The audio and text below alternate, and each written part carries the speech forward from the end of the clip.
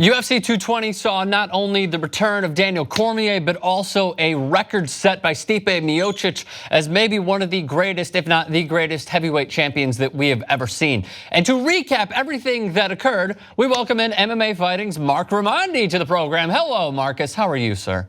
Hello, Rick. Hello, friend. So Daniel Cormier, what exactly did we learn from a 38-year-old who we kind of already knew was supremely talented against Volkan Ozdemir? I mean, just an incredible perseverance and will to come back from that loss to John Jones back at UFC 214 that got overturned to a no contest because of John Jones' drug test failure, to face a much younger guy, a talented up-and-comer in Volkan Ozdemir, who we know has one-punch knockout power, who I think he won his last two fights in under 60 seconds and under a minute because of that power in his hands. He walked through those blows in the first round, ended up taking Ozdemir down, almost getting the finish in the first round, and then getting that finish by TKO in the second round. That is a man who not only is skilled and talented and all of the above, but also incredibly tough mentally. That's what we really learned the most, I think, from Cormier. And Mark, to go a little bit further, what we have all seen in the past, what seems like year and a half, is Daniel Cormier going from a guy who was booed when he dominated a late substitute in Anderson Silva, finally becoming what seems like a sympathetic figure because of all the crap that he's had to go through in becoming a champion, i.e. the John Jones no contest overturned fight. And now it seems like the fans are on his side. And even though it seems like a lot of fighters go through trials and tribulations and parity throughout their respective careers, it was long overdue. Yet is there one fight that's long overdue for Daniel Cormier before I believe he said that he's going to hang him up in March of 2019. Is there one fight that's been long overdue in your eyes that you want to see? I mean, not as far as the light heavyweight division, not really, because the next best guy is probably Alexander Gustafsson. And we've seen that fight, and Cormier won. It was a really good fight. Now, if you told me they were going to do that fight again, would I be upset? No, because it was a great fight the first time around.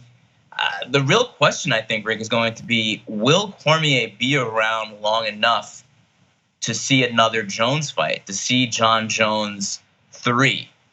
I mean, I don't know if that will happen because we don't know enough about John Jones's suspension yet. We'll find out more about that in February, how long that's going to be. Mark, is this a fight that you want to see one more time, Daniel Cormier against John Jones?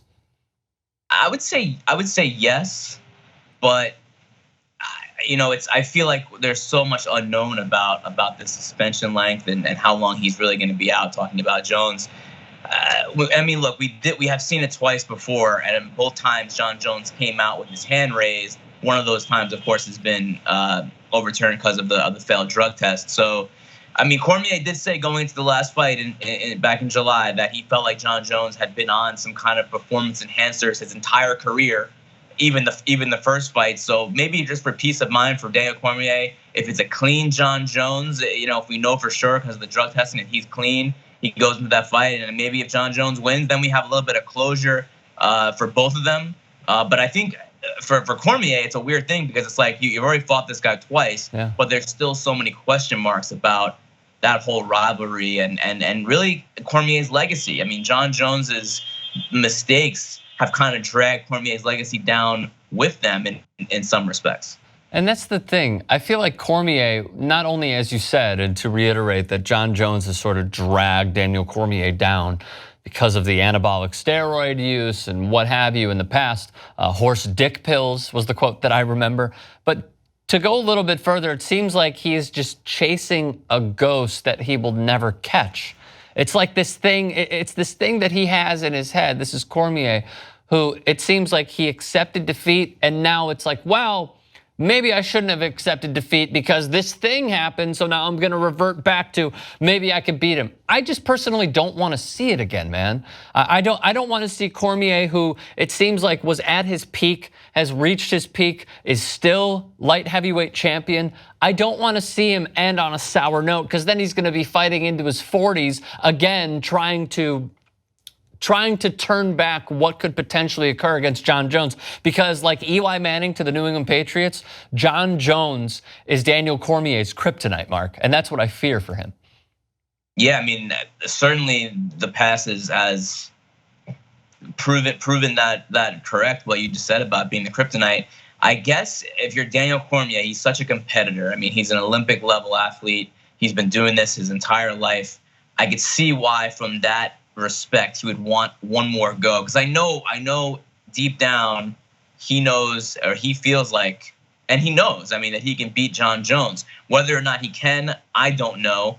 But if it happens in, a year from now, or 9 months from now, at the end of 2018.